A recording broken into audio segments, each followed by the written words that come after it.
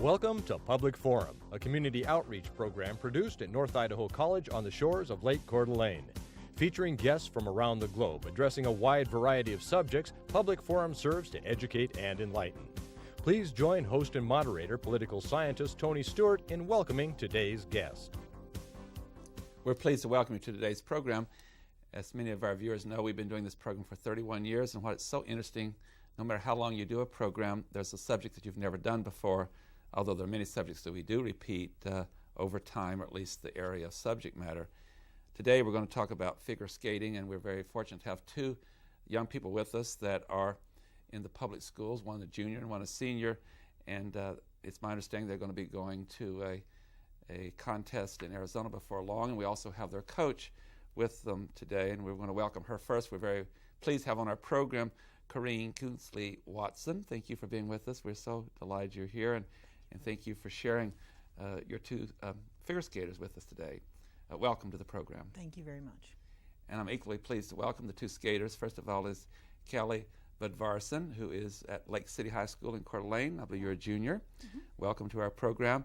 And next to her is her partner in figure skating, Chris Anders, who not only is a senior at Lake City High School, but is a dual enrollment student at North Idaho College. And it's through you, Chris, that we were able to do this program when we learned about it. Welcome to both of you. Thank you. And as always, I'm so pleased to have our regular panelist, Janelle Burke, who's an attorney in the state of Idaho, and we shall turn over the questioning to Janelle at this time. In this first round of questioning, I'm going to ask you to reply to a question about your background and how you came to be skaters. I know there are people out there who are watching, perhaps other young children, or maybe there might be some parents or grandparents out there who are wondering, how do you get started in figure skating or in skating in general, ice skating in general? And we'll start with Kaylee. Can you tell us a little bit about how you started? I went to a birthday party at Ice Rink, and I saw that they were taking lessons, and I decided to take one, and ever since learned to skate, I've just been keep on going and competing and just training. I just love the sport. So, when you first started, about how many times a week did you go to the rink? I would say when I first started, about 2. And then that's increased until now. How often do you go? About 6 days a week. So it gets increasingly more time as you grow older. Oh, yeah. And Chris, how about you? How did you start? Well, I started, Kaylee and I were very good friends. And when she started skating and getting into the competing, and they had a ice show right here in Coeur d'Alene and invited me, so I came and watched, and I really liked what I saw, so I decided to skate, a little bit that day, and I took a lesson from Corinne, and I had a lot of fun, so I decided to join the team. And at first now, you mentioned a team, so at first you were just skating on your own.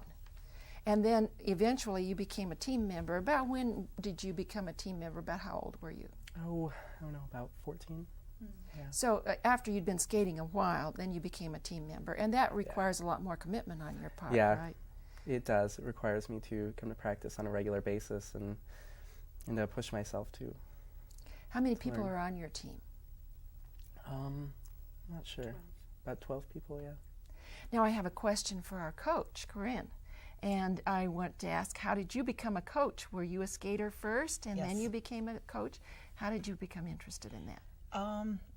Coaching was just a step further than skating myself. I was lucky enough to be a skater, an amateur skater first, and then a professional skater, and the coaching was always something that I liked to do. I have a coaching diploma, and I have a teaching accreditation for sports and languages too, and that's how it started. So you mentioned that you were both an amateur and a professional skater, right. And can you please tell us what's the difference between amateurs and professionals? At the time I was skating, it was very strict because you had to be an amateur, which means you could make absolutely no money whatsoever doing your sport. Now they're called eligible competitive eligible skaters. So they're allowed to make some money, they're allowed to have sponsorships. At that time, that was not the case, absolutely not. In order to participate and represent your country, go to World Championships and Olympics, you had to be a straight amateur, no money at all. Turning professional means that you could actually accept money, but you could not in turn participate at these competitions anymore. And you can accept money both by teaching and by also perhaps going places and giving exhibition shows. Right, yes, exactly. Now skaters can give exhibitions and be paid for them at a certain sum and still be eligible to compete in Olympics. Now, I was also interested in your comment that you have a certificate. Yes. In order to be a teacher, an ice skating teacher. Yes.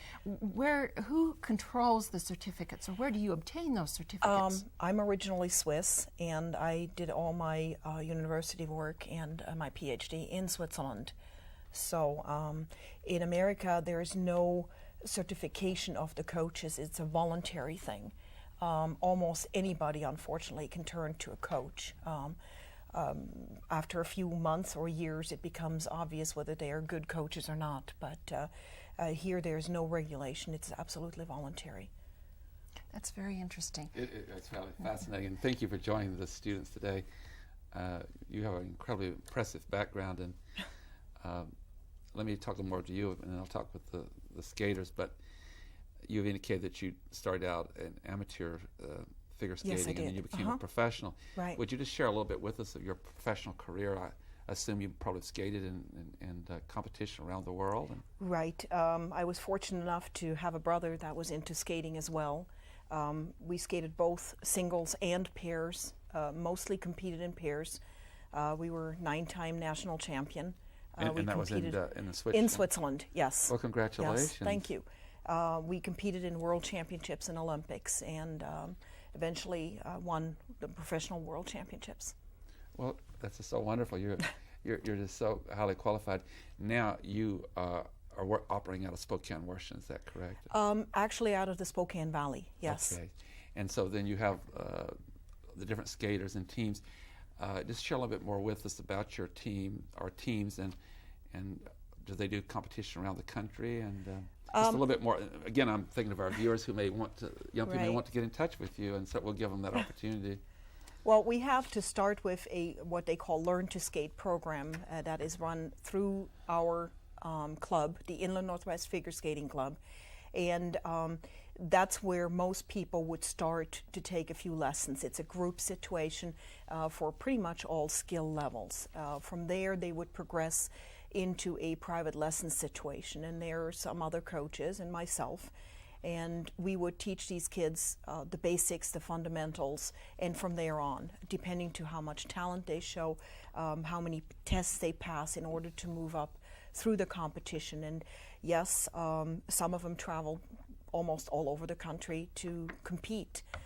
Since the parents have to finance this, some of them have restricted budgets, so to speak, and sponsorship is hard to come to, so some of the travel has to be restricted just because it becomes too expensive. But national competitions are all over the country. On a regular basis. Right, and if somebody makes it to a national competition, then we have to almost do anything it takes, fundraising, cookie sales, whatever it takes, car washes, to get these kids to go to these competitions, because it's such an honor. And if they get, if they get successful at those nationals, then that could be leading to possible Olympic competition. Absolutely, absolutely. Once they make it to a national competition, even at a junior or novice level, which is a level and 2 levels below the senior level that actually goes to the Olympics, if they're successful, they can already represent their country at international meets, and that's when the USFSA, the United States Figure Skating Club Association, steps in and starts paying some money for their trips. 2 other questions, and then to the students. One is, how long have you been involved with this program in the Spokane Valley? This is my 7th year. 7th year. The program started with a rink here in Coeur d'Alene, which in the meantime, unfortunately, is not existing anymore. And we had to eventually move over to Planet Ice, which is the ice rink in the valley. And a number of your students have competed nationally, is that correct? Several have, yes. Some in this country and many more in other countries, yes. I've been fortunate enough to have competitors at the World Championships, yes. Thank you. Chris, when you were meeting with me about the possibility of this show, you did not give me the incredible background of your coach, how incredibly fortunate you are to have such a professional coach, and not only as a champion figure skater herself, but now I know she shares that knowledge with both of you. I want to talk a little more about, before we get into routines and all with your coach, and we have some video we're going to show, and maybe we can get some more video later. I know that you've advanced even since we got this video, and your coach is very much wanting to show that advancement, so we'll see what we can do. But I will start with you, Callie. You say you practice about 6 days a week? Yeah. How many hours at a time? I try to get about 3.5 hours a day. Per day? Yeah. And you're a student full-time. Mm-hmm. I guess what I'm trying to draw out in this conversation is that if you want to really get proficient at something, figure skating, tennis, golf, you just have to give that a great commitment, don't you? Now, in addition to your actual skating 3 or 3.5 hours a day, I'm not a skater, but it obviously takes a lot of physical endurance. So in addition to your skating, do you do a certain kind of physical exercising to keep yourself with a lot of stamina? Yes, I go to North Idaho Physical Therapy, and we do a program called PSE, and it's Personal Sports Endurance, and we do stuff like plyometrics and run on the treadmill and lift weights for a couple hours and stretch, of course, so you keep your flexibility. Yeah. How many times a week do you do that? Usually about 5. You do that 5 times? Yeah. Plus you go skate 6 days a week? Yeah, we do that after we skate. After you skate on the same day? It's kind of like a cool down type thing after you practice. Is that in addition to the 3 hours Yeah. and a half of skating? Yeah. So you're doing, what, 5 or 6 hours a day? Pretty much, yeah. I want to get that point across because the wonderful young people out there that might want to get in touch with the coach, I want them to know that it's commitment. It takes an enormous amount of commitment. Yeah. I mean, to do it at their level, and that's why they have progressed so fast. A lot of kids, when they're 14, like when Chris started, he was 14. Many people feel like for a figure skater, that's over the hill. Starting at that point is like, right, and then you older wake man, up, yeah. forget it. But I would say part of their commitment and part of their hard work is paying off, because in a very short period of time, especially in figure skating, they have come a very long way, far, far. Well, that's so nice. Chris, let's share that now. Is your routine, but obviously in skating it's about the same, but in your physical fitness, is it the same routine? Yeah, pretty much. I skate 6 days a week, sometimes 7. Probably about 2 to 4 hours a day, depending on commitments to school and whatnot. And then after that, I go to North Idaho Physical Therapy with Kaylee, and we train there together and lift weights and run and stretch. So it's quite a commitment. Now, in addition to your coach and your training and skating, I assume that there's some individual skating and then team skating. Do you both also do some skating, figure skating with other people other than the two of you? Well, not really. We skate on the same ice with other people, but we practice by ourselves. I'll work on my jumps and my solo spins, So if you're going to be really good at it, you've got to know your partner and know all the process. It takes that. It's like in tennis where the doubles team stays together all the time. Yeah, we really have to know each other's body movements and control to know how well to work together and to synchronize things. We have to read each other's minds. Pretty much. You know exactly how each person's going to react to everything. Yeah. I'm going to ask our staff to play, I think we have about a minute and a half of videotape. And again, this was from some time ago. There's even been, I think it's very good, but there's been other improvements, and I'll heed your coach's wishes and see if we can get some additional tape. But I would ask them to play at this time, and you'll be able to see it. And I believe we have music with it, so during the tape, we'll just remain silent if they would play that at this time.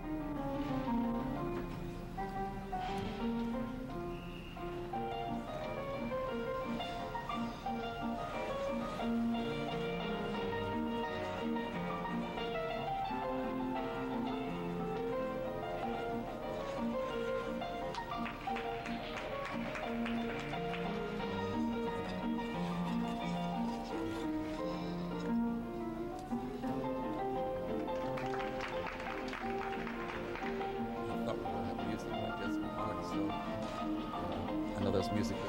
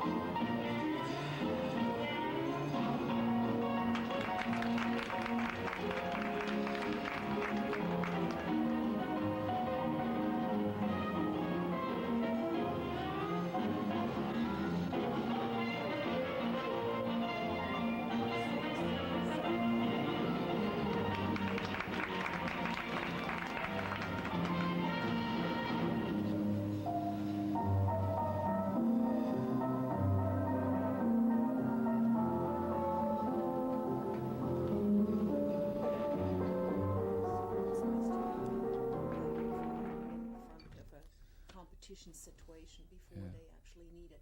Well, thank you so much. It was not for the viewers. I need to see some of the actual performance. Janelle, we'll turn back to you. We saw that wonderful skating, and now I have to find out what are some of the moves. And I take it that there is a progression that you go through, and I want to ask your coach about that later, about some of the fundamentals.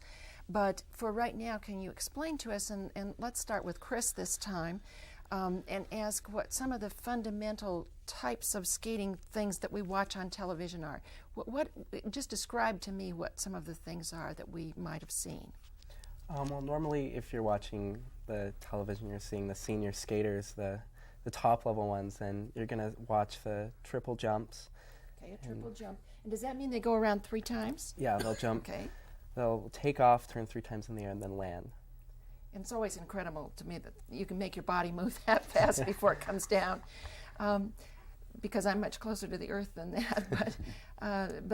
So that's a triple jump. Okay, what's something else that you might see? You have your quadruple jumps, which is 4 times in the air, and you have your spins. Now, what's a spin? A spin is where you're turning on the ice. You're not jumping in the air. And different positions, you'll have your camel spin and your sit spin and uprights. Okay, tell us what a camel spin is and a camel sit spin would be one where your body is pretty much parallel to the ice. And the sit spin would be one where you're pretty low down to the ice with your knee bent. And upright spin is just straight. And that's when they go around very fast, and you barely can see how fast they're going around. Now let's go on to Kaylee here and talk about what are some other of the various things that we might be seeing. You'll see footwork, either straight line footwork, circular, pairs lifts, Okay, pairs lifts. Yeah. And that's when usually the male skater lifts the female skater.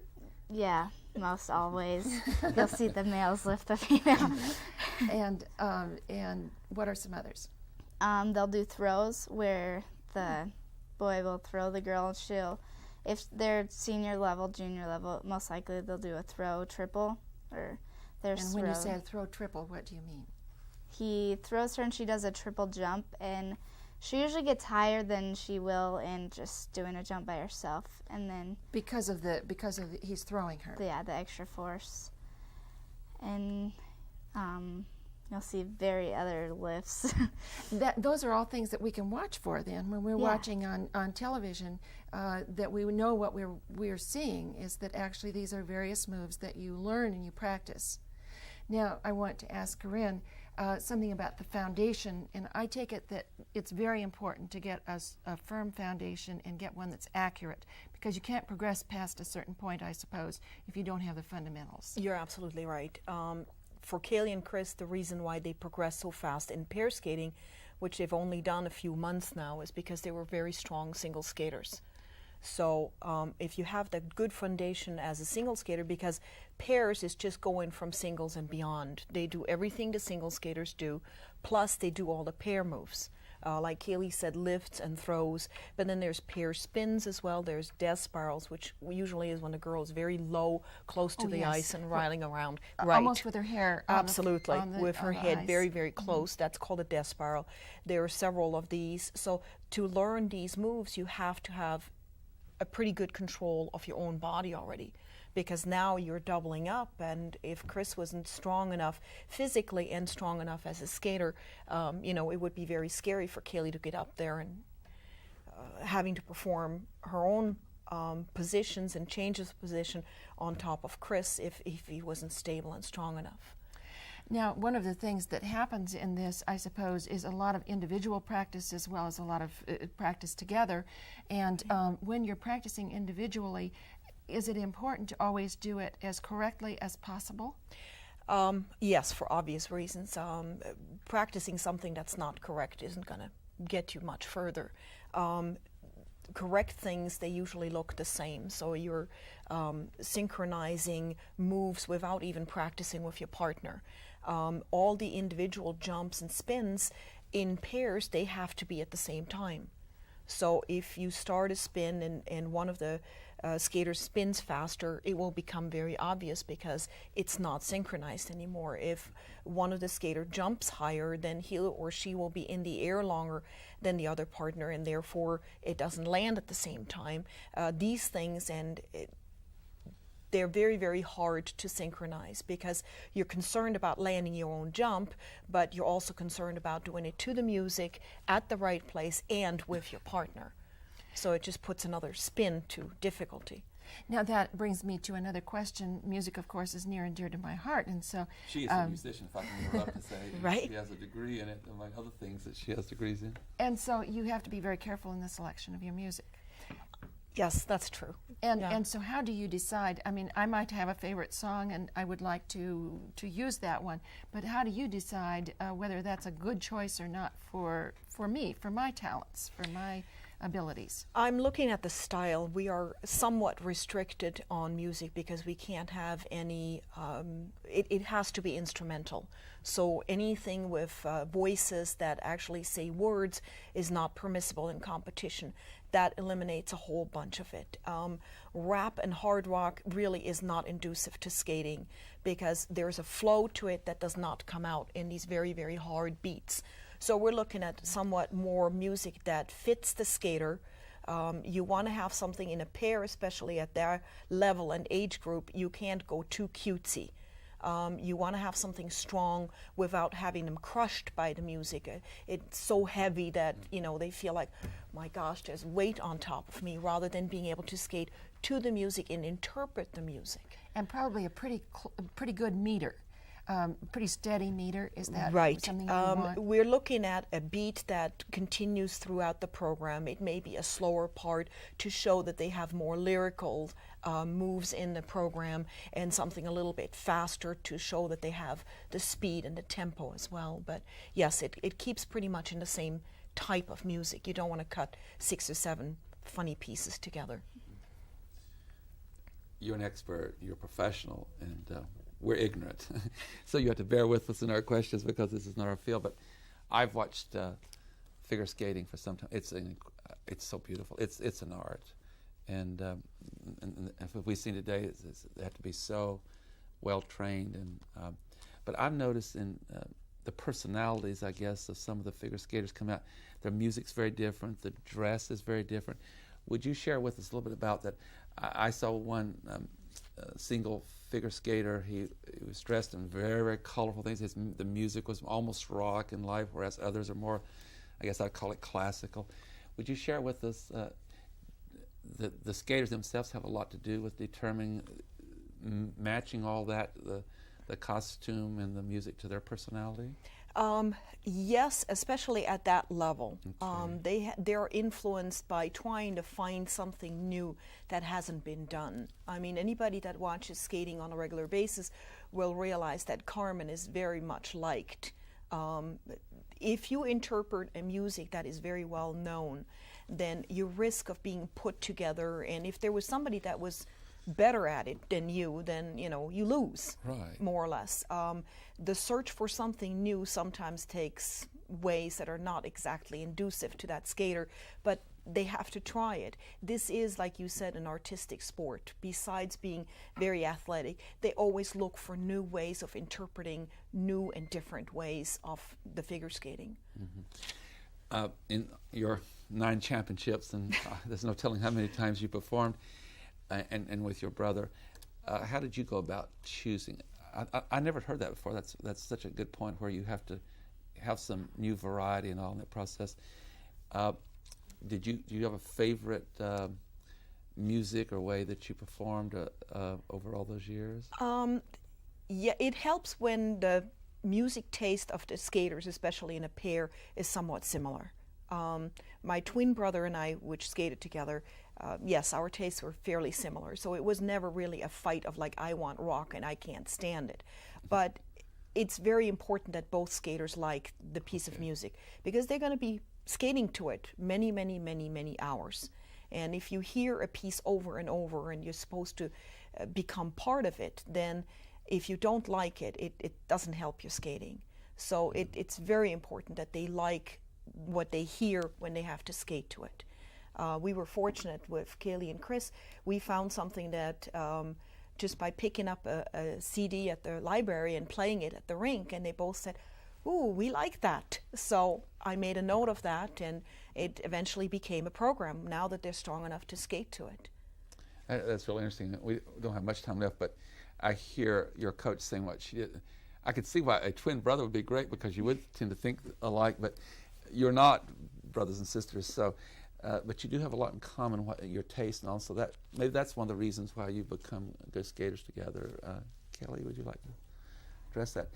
Your taste and all in music and all is similar. Yeah, we sometimes have the same type of personality, and we both like Gianni really well, so we thought, hey, we'll listen to Gianni's music. It's mostly instrumental, and we picked up one from the library and we heard it, and we're all, that's it. We have to skate to that. It just clicked for. And as your coach says, that when you both click to it, then you'll both perform well. If one of you's enjoying it, the other one isn't, that person could really be off and not have the passion that the other one would have. On that note, I have to bring the program to conclusion, and I want to say to our viewers out there, the good news is our wonderful guests will be back again next week, and we will continue this conversation. We'll show some more of your skating. Ladies and gentlemen, I've really enjoyed, and I know Janelle has bringing you this program on figure skating, and I hope you'll be with us again next week when we will have part 2 of this 2-week series on a very, very great sport and also great art. Until then, please have a good week. I am Tony Stewart.